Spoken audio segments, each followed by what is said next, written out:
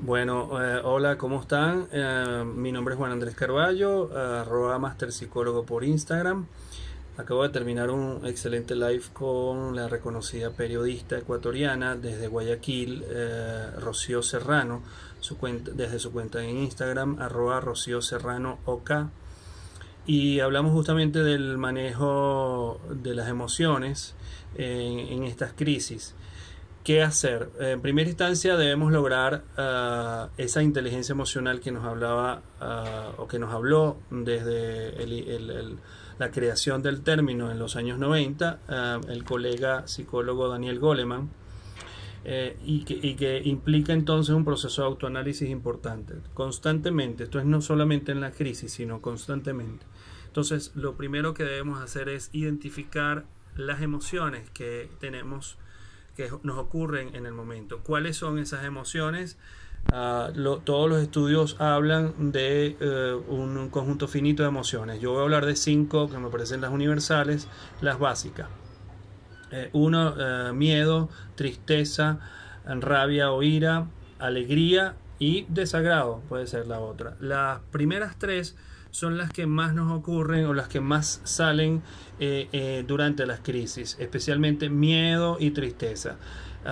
Por supuesto que rabia nos da, sí, digamos que las más típicas y la que probablemente nos cueste más trabajar es el miedo y la tristeza.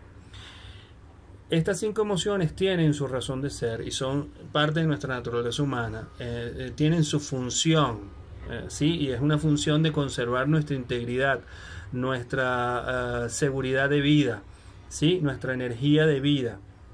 Entonces, la emoción del miedo nos alerta porque hay un peligro inminente que estamos percibiendo. No importa si es real o es creado por nosotros, es lo que percibimos, ¿sí? Entonces, lo primero que tenemos que hacer ante esa identificación del miedo, es decir, identificamos que tenemos miedo, es reconocer. Y antes de reconocer, verificar el origen de ese miedo. Ese miedo puede ser originado en el momento actual o puede venir de atrás, puede venir de antes, de algo que no resolvimos en ese momento, de algo que quedó inconcluso. Entonces debemos trabajarlo porque al no estar inconcluso y haber quedado allí, se nos queda pegado en el inconsciente y nos va a aparecer incluso más intenso cuando ocurre situaciones similares a la anterior que no logramos concluir o superar. Entonces, el porqué de ese miedo, y en este caso puede ser, bueno, tengo miedo a contagiarme, tengo miedo a quedarme sin empleo, tengo miedo a quedarme sin ingresos, tengo miedo a quebrar económicamente, etcétera. ¿Cuál es el miedo? Tengo miedo a que algún familiar se muera, tengo miedo a que se me contagie mi hija, mi familiar, etcétera. Entonces, identificar el miedo. Después que identifiques el miedo, eso te va a ayudar a contrastarlo con la realidad. Ok, tienes miedo de eso. Ok, ese miedo tiene base, es decir, contrástalo con la realidad.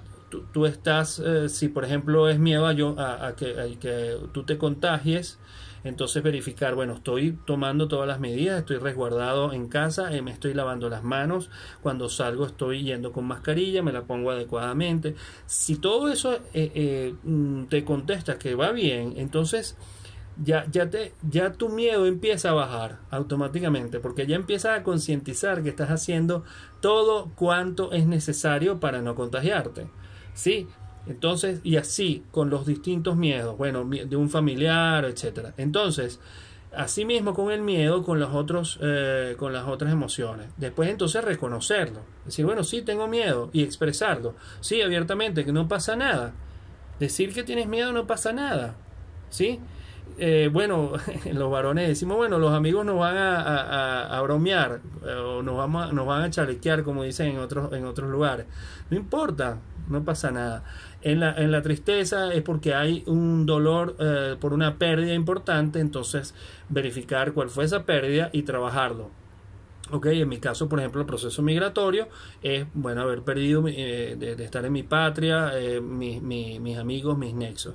Y entonces trabajarlo. ¿En qué sentido? En que, bueno, mira, ¿qué he conseguido con esto? Bueno, he conseguido otra patria que me ha abrazado y he conseguido otras cosas y empiezas a darte cuenta, o sea, como a decir, bueno, he perdido esto, pero también he ganado esto otro. Y cuando hago el saldo, pues veo que quizás he ganado más de lo que he perdido.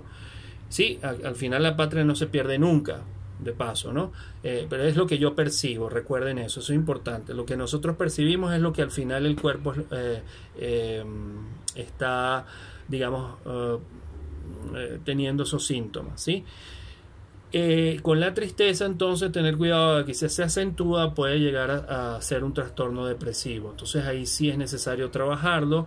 En ese momento, pues es importante que, de ser así, bueno, te dan ganas ni siquiera de pararte de la cama, ni de asearte, ni de hacer ninguna actividad. Entonces necesitas ayuda profesional, debes ir a un psiquiatra para que primero te medique. ¿Sí? ¿Por qué? Porque vas a requerir balancear tus neuroquímicos, ¿verdad? Y que esa depresión no te lleve a situaciones de autoagresión, ¿ok? Porque si es intenso puede llevar a las ideas suicidas y ahí puedes a estarte empezando a agredir.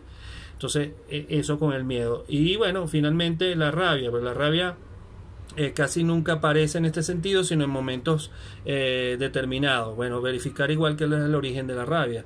La rabia, su función es mantener tu espacio porque lo sientes amenazado por alguna otra persona o por algún objeto. ¿Ok? La rabia aparece por eso. Entonces, identificar por qué te sientes amenazado y con quién te sientes amenazado y, bueno, trabajar eso.